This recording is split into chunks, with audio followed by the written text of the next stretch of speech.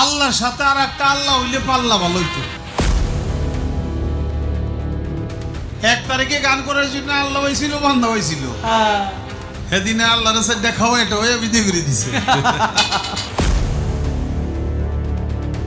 আল্লাহর কাম যদি সব ভালো হয়ে থাকে, 1 তারিখে আইসা ফিরে গেলাম, এক উপরে জরিমানাটা আপনি লাগাইলেন কেন?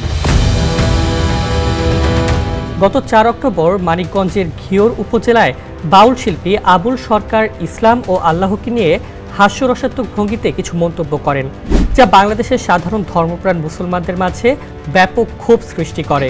তার এমন মন্তব্য সামাজিক যোগাযোগ মাধ্যমে ব্যাপক সমালোচনার জন্ম দিয়েছে, যার পরই তাকে গ্রেপ্তারের দাবি জানানো হয়।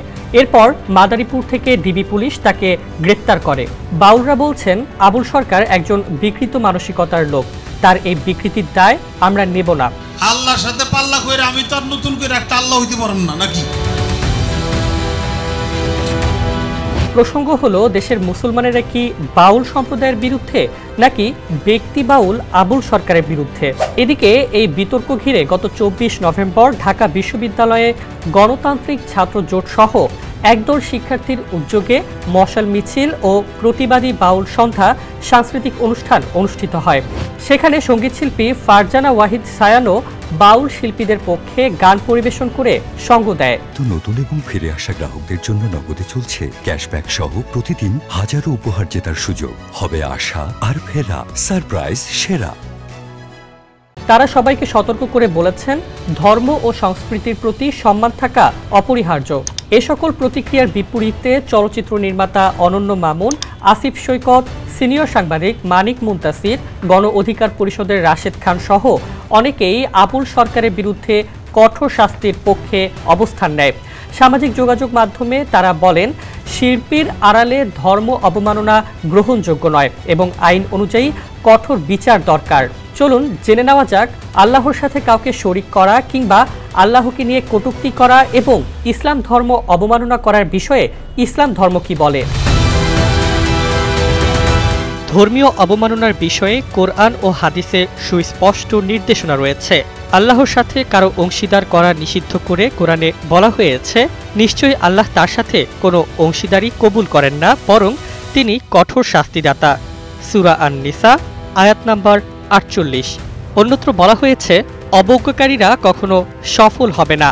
এছাড়া সূরা আল-আনআমে বলা হয়েছে, যে ব্যক্তি আল্লাহকে ছাড়া অন্য কাউকে ডাকে, তার জন্য কোনো সাহায্যকারী নেই, তার জন্য কঠোর শাস্তি রয়েছে। সূরা আত-তাওবার মধ্যে বলা হয়েছে, যে ব্যক্তি আল্লাহ ও তার রাসূলকে অবজ্ঞা করে, তার জন্য দুঃখজনক শাস্তি রয়েছে। সূরা আল-মায়েদাতেও এমনই বলা হয়েছে, তারা জানে না যে যারা আল্লাহকে অবজ্ঞা করে তাদের জন্য কঠিন শাস্তি রয়েছে।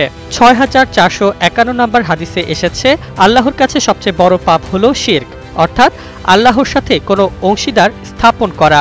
সহিহ মুসলিমের 1827 নম্বর হাদিসে এসেছে, যে ব্যক্তি ইসলাম সম্পর্কে অপবাদ দেয়, সে জান্নাতে প্রবেশ করবে না। গত 4 অক্টোবর বসুন্ধরা আবাসিক এলাকায় নর্থ সাউথ বিশ্ববিদ্যালয়ের এক শিক্ষার্থী মুসলমানদের পবিত্র ধর্মগ্রন্থ কোরআন শরীফ অবমাননার অভিযোগে বিক্ষুব্ধ ছাত্র জনতার হাতে গণপিটুনির শিকার হয়। অভিযুক্ত ওই শিক্ষার্থী নিজেই তার ফেসবুক আইডি থেকে অবমাননার ভিডিও পোস্ট করে, যা সামাজিক যোগাযোগ মাধ্যমে ছড়িয়ে পড়ে। পুলিশের অভিযানে তাকে আটক করা হলেও বিক্ষুব্ধ জনতা এর কঠোর শাস্তির দাবি জানায়। এই ঘটনাটি ধর্মীয় অনুভূতির প্রতি সমাজের যত্নের অভাবের বড় ইঙ্গিত বহন করে। সময়ের সাথে সাথে ধর্মীয় অবমাননাকারীর দৃষ্টান্তমূলক শাস্তি হলে আজ হয়তো আবার এমন পরিস্থিতি সৃষ্টি হতো না। অন্যদিকে বাউল সম্প্রদায়ের ভেতরও অনৈতিক কর্মকাণ্ডের অভিযোগ উঠেছে। বাউল শিল্পী হাসিনা সরকার প্রকাশ্যে জানিয়েছেন, পুরুষ বাউল শিল্পীরা প্রোগ্রাম পেতে নারীদের প্রতি কুপ্রস্তাব দেয়, যা বাউল শিল্প ও সংস্কৃতির জন্য ক্ষতিকর। আপনি যদি আমার ব্যাট শেয়ার করেন বা তুমি যদি ব্যাট শেয়ার করো, তাহলে তোমাকে আমরা বাইনা দিব। বাংলাদেশের বাউল সম্প্রদায় বাংলা সংস্কৃতির জীবন্ত প্রতীক। তাদের মরমী গান, কবিতা, দেহ সাধনা ও গান নৃত্য একত্রে বাংলা গ্রামের জীবন, প্রেম, প্রকৃতি ও আধ্যাত্মিকতার অনুভূতি বহন করে। সুতরাং এখানে বোঝার প্রয়োজন, বাউল সম্প্রদায়ের বিরুদ্ধে নয়, বরং ব্যক্তি পর্যায়ে বাউল শিল্পী আবুল সরকারের ধর্ম অবমাননাকর মন্তব্যের জন্যই জনগণ বিচারের দাবি জানিয়ে আসছে, যা সাম্প্রদায়িক রাষ্ট্রে যৌক্তিক কেননা মুসলিম সংখ্যাগরিষ্ঠ দেশে ইসলাম ধর্ম অবমাননার বিষয়টি তুচ্ছভাবে উড়িয়ে দেওয়া কখনোই সাম্প্রদায়িকতার অন্তর্ভুক্ত নয়। সংখ্যাগরিষ্ঠ ধর্মাবলম্বীরা যদি আজ কটূক্তির শিকার হয়, তাহলে কাল যে সংখ্যালঘুরা এমন বিষয়ের মুখোমুখি হবে না তার নিশ্চয়তা কি?